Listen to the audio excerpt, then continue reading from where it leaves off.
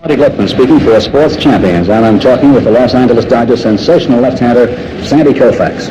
Sandy, how can you help develop control? And I wish you'd address this reply to some of the younger pitchers in baseball today.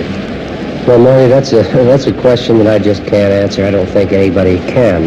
The only way that you develop control is to pitch, to throw, and finally you gain confidence. And confidence and control are all boiled into one thing. You can't really separate them. Until you get your control, you don't really have the confidence in it that you should have. And it's hard to have confidence in something that doesn't ever really work for you. Which came first, the chicken or the egg? That's about what it amounts to. Well, when you throw, when you pitch, do you throw to spots? Yes, every time you throw, pick a target and try and throw the ball there, and eventually maybe you'll be able to do it. If you just get out and throw, well, I think you're going to have a control problem all your life. Once you have control and you're blessed with a natural fastball, do you work at developing new pitches for your repertoire? Well, right now I haven't. I hope in the future to develop new pitches as they're needed. Right now I've stuck pretty much to the fastball and the curve and work more on trying to get them where I want to than on the new pitches. Do you feel that you can throw a better fastball now, or were you just as fast when you were just a few years younger? Well, I was probably faster when I was a few years younger, but I don't think it makes any difference how hard you throw it. You have to throw it to good spots. You have to throw it where you want to. If you keep throwing the ball in the middle of the plate, I think a major league hitter is going to hit it. I don't care how hard you throw it. Well, what about a youngster playing Little League baseball? Should he try to get that ball over the middle of the plate to begin with? Well, that's hard to say. If you can do something else, if you're capable of hitting corners, then do that. But you have to throw strikes. You can't walk a hitter. Sandy, they tell me that you're also a fine fielding pitcher. Are there any points of advice that you'd make in order for a young pitcher to improve his fielding? The only thing I can say about fielding is to be ready. You have to be ready to field the ball. I don't think that any pitcher should try and finish up in a position to field the ball if it's going to hurt his effectiveness as far as his stuff or his control. You have to throw naturally, and you can't change that, but you have to be ready to field the ball at all times. Younger pitchers in baseball seek to strike out every hitter they face. What do you have to say about that? Well, I think possibly this was part of my control problem. The big difference is when I first started to pitch, I think I may have done that. I think I tried to keep the hitter from hitting the ball. Today, I think I'd rather have the hitter hit the ball, hit my pitch, but hit it at the shortstop on one or two hops or pop it up.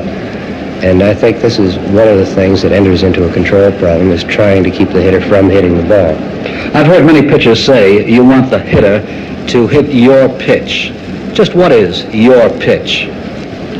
It's a different pitch every time with every different hitter, but it's the pitch that you feel is in a spot, or the pitch, a certain pitch, that you feel he's not expecting. So in other words, to put him at a little bit of a disadvantage. You don't want him to get the best swing he can possibly have at it. And the way you get a hitter to hit your pitch is trying to get ahead of him.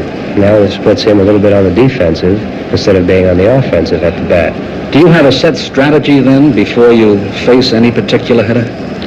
Well, you have some strategy, but it's not set all the time, because I think it has to change according to the situation. And I think it has to change on the same hitter at times. The hitter is capable of thinking, and he knows what you're doing. And if you keep doing the same thing or keep pitching him the same way, he's going to begin to look for this pitch, and I think he's going to be capable of hitting it.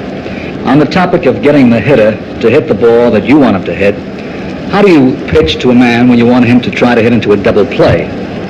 Well, to make a man hit into a double play, you first have to make him hit it on the ground. And depending on what kind of stuff you have, a pitcher with a sinking fastball might throw him the fastball. If your fastball is the kind that rises or maybe runs on the hitter, you'd probably go with your curveball. You try and throw him something that's moving or breaking it down. And it's a little harder for him to hit it into the air than possibly the fastball that's moving up a little bit. And in another situation, how do you prevent a bunt? Well, the hardest pitch to bunt is the high fastball, and it's really impossible to prevent it. You can only make it more difficult. Sometimes you get a man to pop it up by throwing him a high fastball, but you try and throw him fastballs when the bunt is in order and try and keep him up a little bit to make them tougher for him to handle so that he can't get down such a good bunt. Sandy, when did you start to play baseball? Well, I started when I was very young. I never played in any organized baseball, I guess, until almost in high school. I think I played 1 or 2 years of sandlot baseball in New York, where I went to school. And I went to high school and played there, and I played in college 1 year before I signed with the Dodgers. Did you always aspire to be a pitcher? No, I didn't, but I found out I couldn't hit at a very young age, and that was the only place to go. Thank you very much, Sandy Koufax. Thank you very much, Marty. Hi, I'm Marty Glickman speaking for Sports Champions, and I'm talking with one of the top right-handed pitchers in baseball, Don Drysdale of the Los Angeles Dodgers. Don, it seems like only yesterday that you were a 19-year-old youngster breaking in with the Brooklyn Dodgers back in 1956. I won't forget that first start of yours against the Phillies. Well, that's right, Marty. I think that possibly every youngster, when they get up to the major leagues, and every pitcher remembers the first game that they probably have won in the major leagues overall, more than a lot of other games that they've pitched. And I certainly do remember that night in Philadelphia.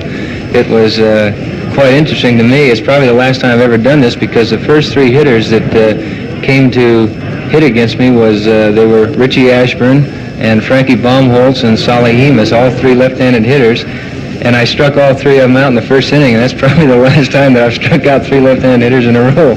For young pitchers, how can they go about developing control?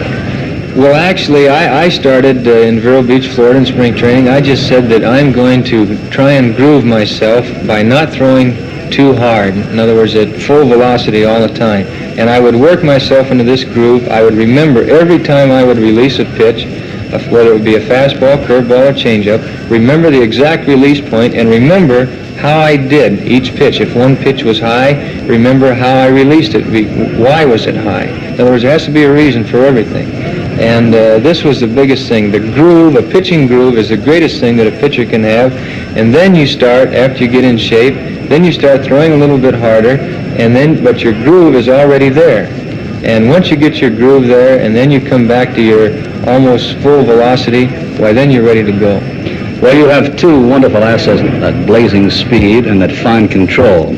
A third and very difficult asset for the hitters to solve is that sidearm delivery of yours. When did you start throwing sidearm? Well, I actually started throwing sidearm, you might say, when I was about 5 years old. That's about when I started playing baseball. My father was a professional ball player, and I just played catch with him a lot. But I played second base a lot in high school, and I more or less just got that sidearm flip and toss from playing second base and making the double play and the pivot and things like that. That's the way you threw. And I believe that every boy should throw natural. In other words, there's no pitcher in the major leagues today that has got there by copying somebody else's style. I think that every individual has their own particular style, and this is the way they should pitch. And you have to get the best out of what you have. You can't try and throw overhand if you're a sidearm pitcher like myself. Or take a fellow like Sandy Koufax, can't throw sidearm because he's an overhand pitcher.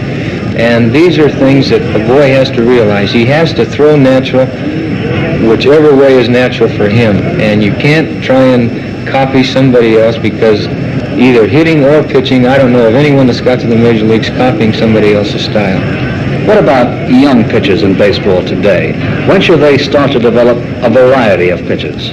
I would say that, speaking for youngsters, before they enter into professional baseball, I would recommend them just to throw good, hard fastballs, because I know today that everyone's looking for a good pitcher that can throw hard.